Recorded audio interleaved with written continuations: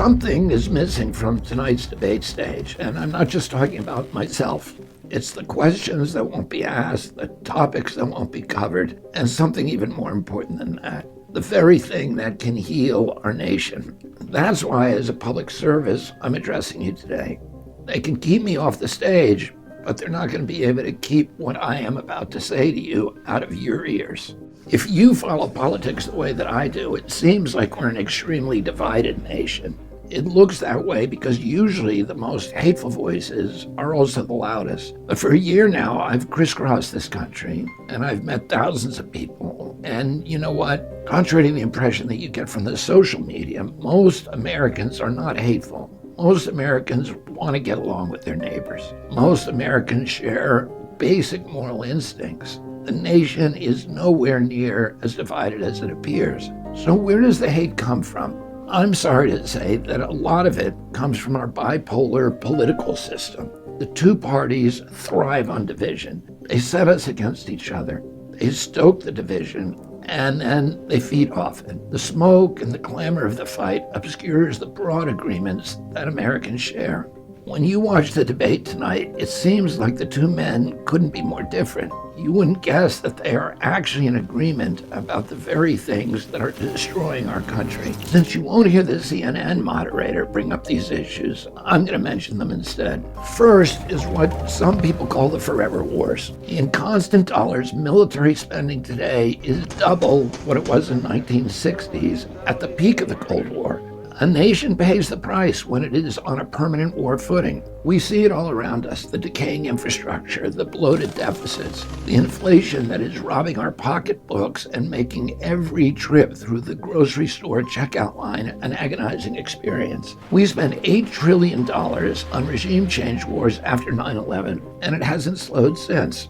Imagine how strong our nation would be right now if we spent that money at home. Well, if there's one thing that President Trump and President Biden agree on, it is to spend even more money on the military. Both of them have filled their administrations with neocons and war hawks. Both of them recklessly provoked Russia and China. Both serve the ambition of global military dominance. They won't debate that because they both agree with it. But I want to ask my fellow Americans, do you agree with it? Poll after poll shows that most of you don't. You'd rather have a strong economy at home. You'd rather see Social Security solvent. You'd rather stop droning and bombing and regime changing other countries. You'd rather see what it's like, for once, to live in a genuine peace economy at home and have moral authority again abroad.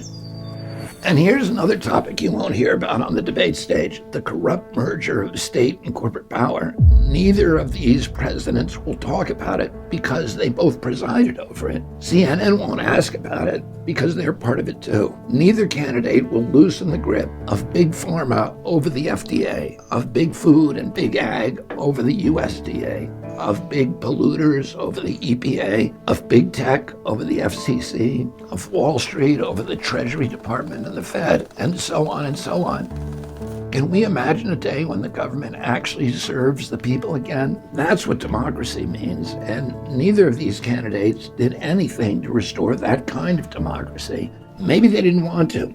Maybe President Trump wanted to, but he didn't know how, or he got rolled by his bureaucracy. In any case, do you think they're going to debate on how to reduce the influence of corporate lobbyists on our government? Do you think they're going to discuss how to end agency capture or how to get the money out of politics? I don't think so. They're the product of that corrupt system. They're not going to mention it, but they can't stop me from talking about it. They also won't debate one of the most serious issues facing our nation, chronic disease.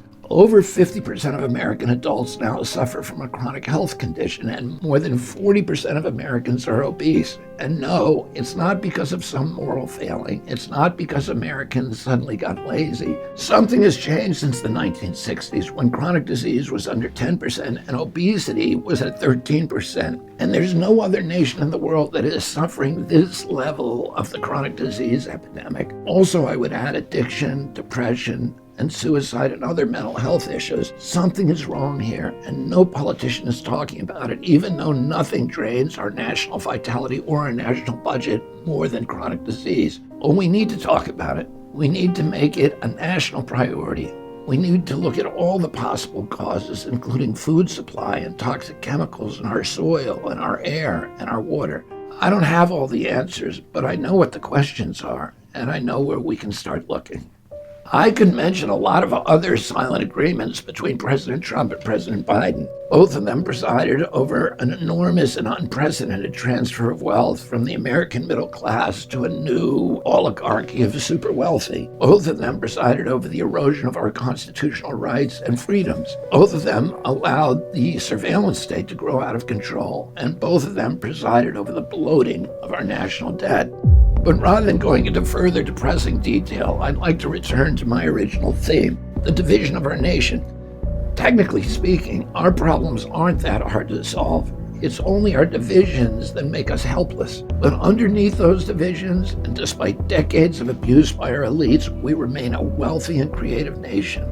We're blessed with rich natural resources. We retain our defining instincts for democracy and freedom. We have the world's most innovative entrepreneurs. We can recover the vitality of the 1960s America, but not if we stay at each other's throats. Not if we're fighting about abortion and trans rights and guns. Not if we're waging a culture war against each other. Not if we allow the two parties to convince us that those on the other side of these issues are horrible people. We need unity to take our country back. We need coherency. People power can overcome corporate power. Idealism can overcome corruption. But for people power to do that, the people must be united, not turned against each other. For the good of our nation and our planet, I'd like to invite all of you to join me in a new agreement. Let's begin the process of uniting again. Let's refuse to join the hate, the polarization, the vilification, the marginalization, the gaslighting. Let's assume the best of those with whom we disagree. Let's shake off the reflex to blame others, which searches for fault rather than for solutions. Let's recognize in each other true patriotism, in the best sense of that word. Someone who cares about their country. Someone who cares about something greater than themselves. Someone who sees the hero in themselves and the hero in their neighbors and other Americans. If we can see those qualities in each other, if we can know that of each other, then we can transform any problem and we can heal our nation. We are a resilient country.